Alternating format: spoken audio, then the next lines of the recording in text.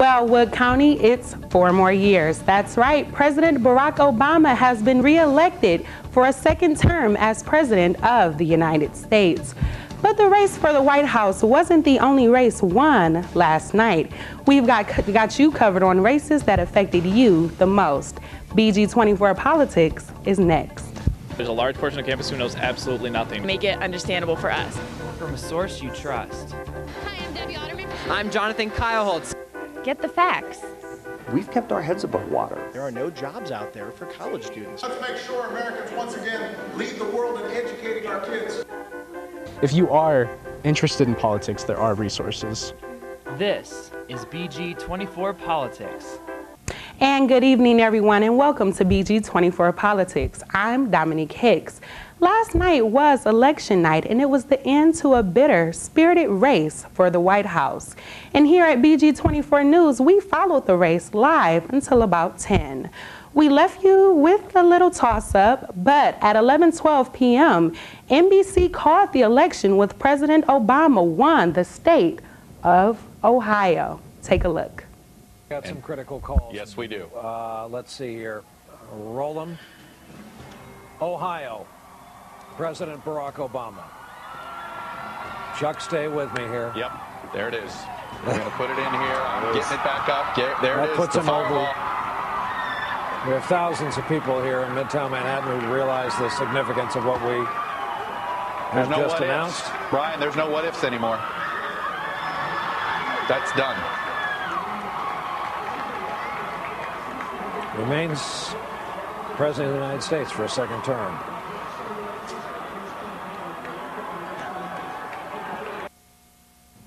And as Ohio goes, so goes the nation. And speaking of nation, let's take a look at the final electoral count as of today. President Obama collected 303 electoral votes, while Governor Romney collected about 206. Up until 11 o'clock last night, everything was going pretty much as expected.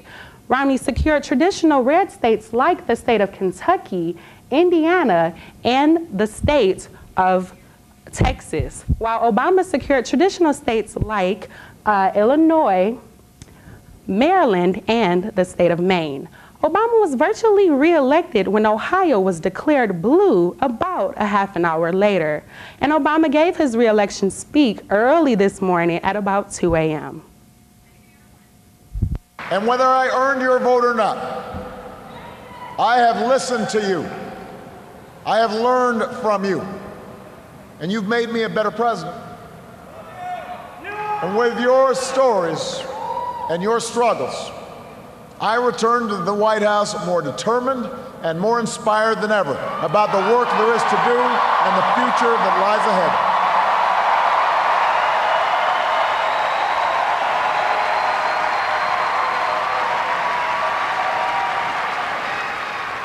Tonight, you voted for action, not politics as usual. And in Boston, Massachusetts, Governor Mitt Romney congratulated Obama on his re-election.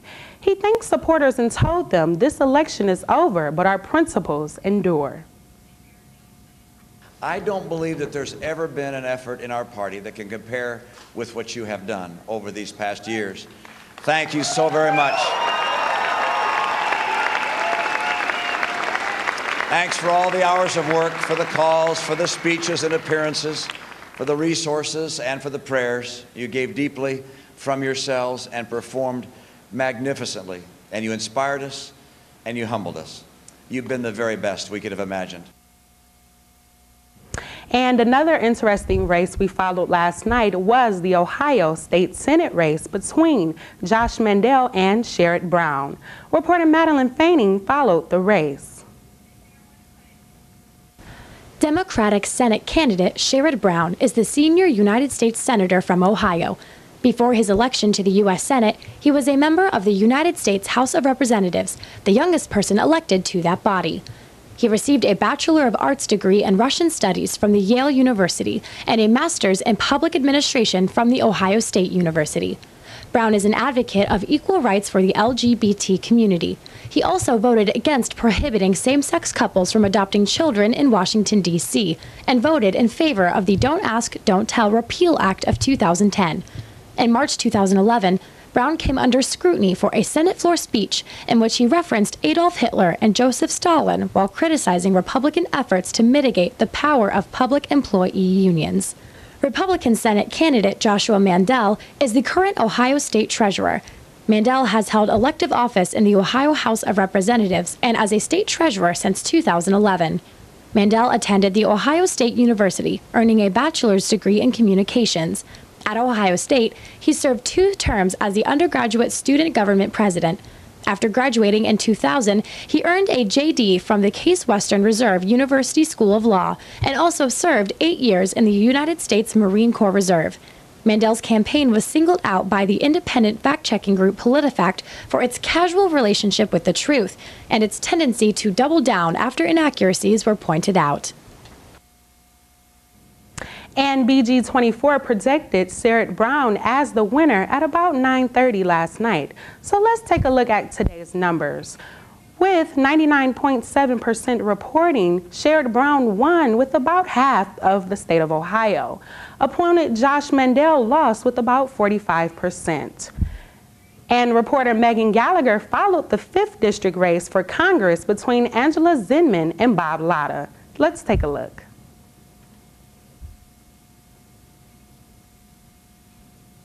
Latta is from Bluffton, Ohio, and currently lives in Bowling Green with his wife and 2 children.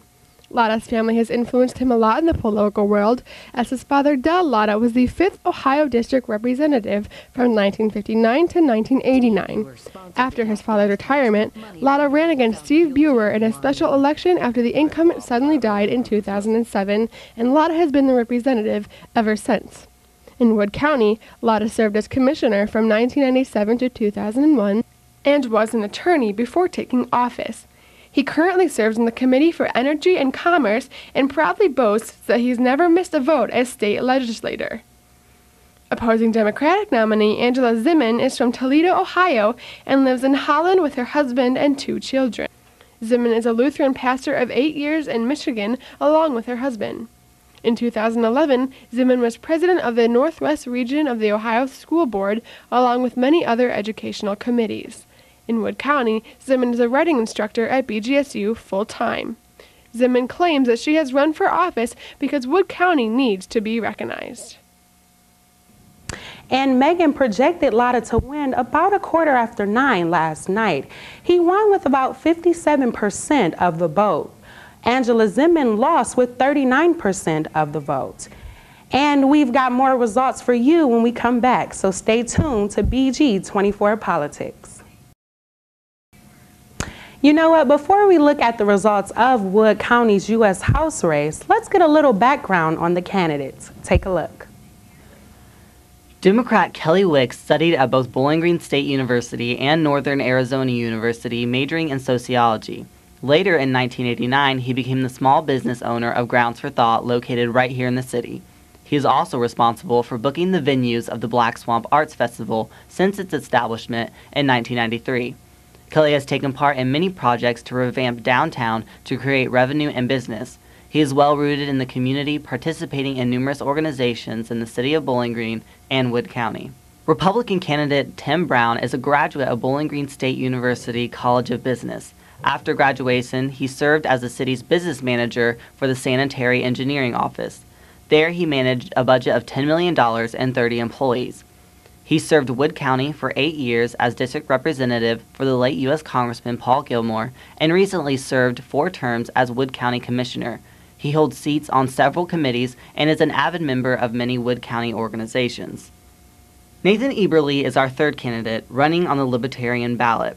Nathan holds an associate's degree in business management and accounting, a bachelor's in business administration, and a master's in management with a concentration in finance. He prides himself on 11 years of finance and accounting experience, 8 years of management experience, and 4 years of project management experience.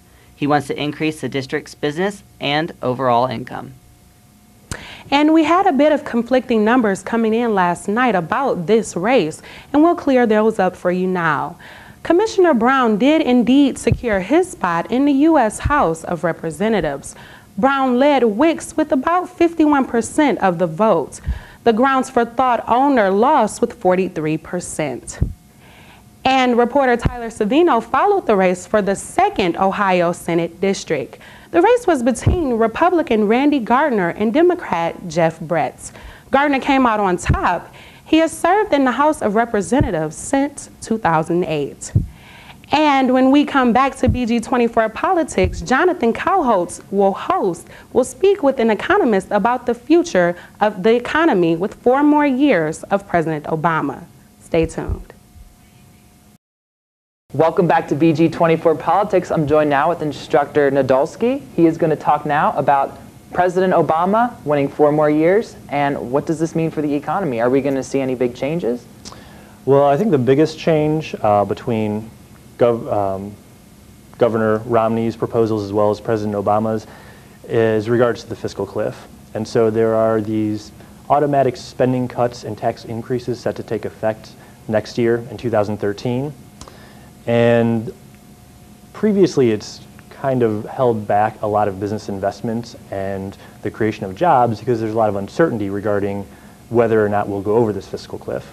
If we do, and we do experience these increases in taxes and cuts in spending, likely it could very well likely send us into another recession. And so there's a lot of pressure for the politicians to avoid this cliff, to do something to prevent us from going into another recession.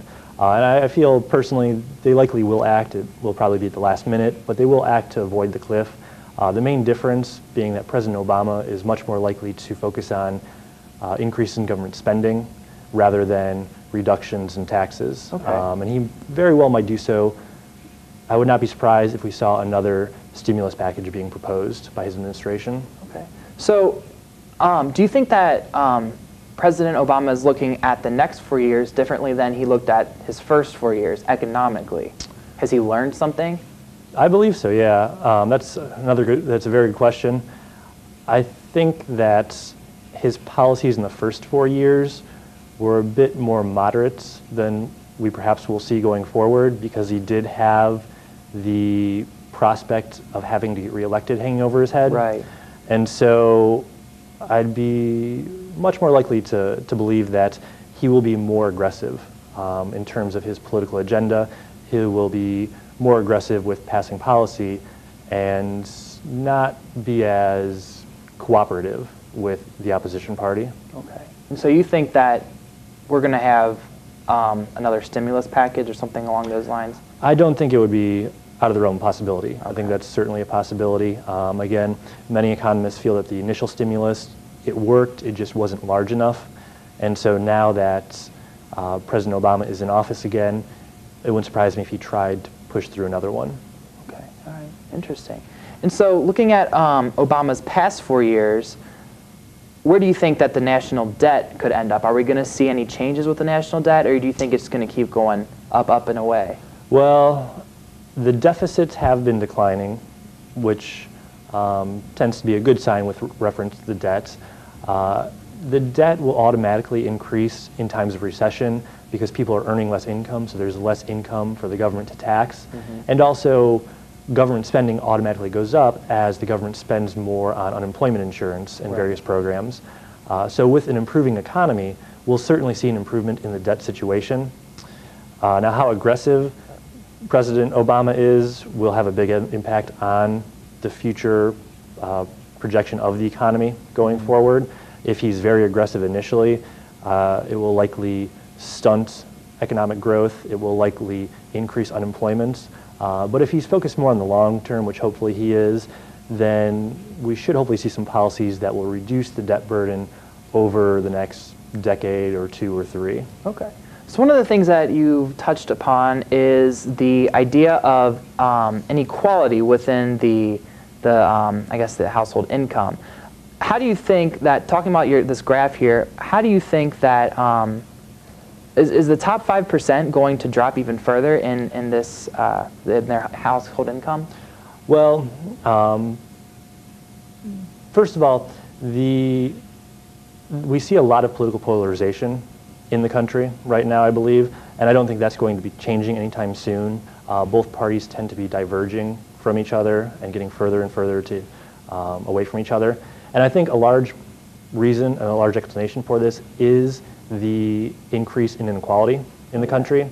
And so what you're asking about here, if we look at the income of the top 5% of earners, again, this is real inflation-adjusted income for the typical household in the United States over the past 40 years. If we look at the top 5%, we see that around 2005, 2006, the average household was earning about $325,000 per year, and this pretty drastically declined until 2010. We were looking at about $275,000 now, and I don't believe that's due to any presidential policy or any political policy. It's simply more reflective of the broader decline in the economy with the bursting of the housing bubble and the eventual recession that occurred. So a lot of times people will say that there seems to be this idea that President Obama is a president for the lower class sometimes, like, and he's allegedly helping them and stuff like that. How come the bottom group here is still struggling so much, and will they continue to only make that much through the next 4 years? Yeah, so if we look at different income groups based on the quintile, so the top 20%, the bottom 20%, if we compare the two, we see the top 20% started off at around a real household income of just above $100,000. And over the past 40 years, this has increased pretty steadily to about $175,000. Right. Now, if we compare that to the bottom 20% of earners, people earning less than $11,000 per year, in the 1970s, it was around $11,000 per year, and over the past 40 years, we've seen really no change at all. So again, we see this widening gap between the top 20% and the bottom 20%. Right. And I feel the Occupy Wall Street movement has really highlighted this issue and put a renewed emphasis on inequality in our country. And so I think that's sort of motivating the shift in politics towards addressing it more, such as... Did Occupy Wall Street fail? Would you say that they've failed? I wouldn't. I'd say people interpret it as if they failed, but I think that's simply people projecting their own beliefs about what the movement was about in the first place. Okay. I believe it didn't exactly get across any particular aims or policies, but what it did do, it served a vital role in refocusing our national debates and, again, highlighting the issue of the growing inequality. And so in that sense, it has really shifted the national discourse towards highlighting this more. Right. And in that way, I believe it's been successful. Okay. And so back to the question I asked earlier, do you think that, I guess why are the lower income people still making so little when Obama has allegedly, I mean, he's made he's created stimuli and all of these things. How come it's still just a straight line across? Well, again, President Obama's only been in office since 2008, the very tail end. So none of these previous years really represent his impact. Okay, I see what you mean. And it's going to take a while for such policies to filter through the economy and filter down to households. I believe that the driving factor behind this increase in inequality really tends to be the push towards deregulation, as well as the increasingly global nature of the economy. There's a lot of competition from abroad, from emerging countries, from other industrial. That tends to be driving this divergence we see. All right, excellent. All right, well, thank you so much for being here. I really appreciate it, and we will be back soon with more. Welcome back, and of course, a presidential election is always historical, but voters made other decisions that changed history. In a call for a change of U.S. social policy, voters approved same-sex marriage in the states of Maryland, Maine, and Washington. Maryland and Maine will become the 7th and 8th states to allow same-sex couples to marry. After a nail-biting vote in Washington, officials declared just about an hour ago a 52% to 48% win. And last night, Minnesota voters defeated a proposed constitutional amendment that would ban same-sex marriage in the state. It will be the 9th state to allow same-sex marriage couples to marry. These gay rights victories come at a time when, for the most time in history, polls show a majority of Americans supporting same-sex marriage. But one advocacy group opposing same-sex marriage insists the Maryland and Maine results were not a turning point. The National Organization for Marriage said, just because the extreme blue states vote for gay marriage doesn't mean the Supreme Court will create a constitutional right for it out of thin air. And Tammy Baldwin also made history last night as the first openly gay or lesbian member of the U.S. Senate. The 7-term Democratic congressman beat former Wisconsin Governor Tommy Thompson. And though the historical win, Baldwin said she doesn't want to land in the history books. She just wants to make a difference, and she hopes the Senate will be more reflective of America and the life experiences of women. And Americans who support marijuana legalization celebrated a victory last night. Yes, it's true, Washington and Colorado both legalized recreational use of marijuana. Colorado's amendment will allow adults over 21 to possess up to an ounce of marijuana, though using the drug publicly will be banned. In Washington, adults can buy up to an ounce of marijuana. The state will license marijuana growers, processors, and stores. And though exciting for supporters, the marijuana measures will likely pose a headache for the U.S. Justice Department and the Drug Enforcement Administration. Both will still consider pot as an illegal drug. And what do you think about the historic time for our country? Let us know on our Facebook page at facebook.com/BG24News or tweet us at BG24News. And you know what? That's it for tonight, you guys. And follow us at BG24 News. Thank you for watching BG24 Politics this year. It was definitely a lot of fun, and we hope that you learned a lot as we did too. We'll see you back here tomorrow night at 5:30 for BG24 News. Good night, everyone.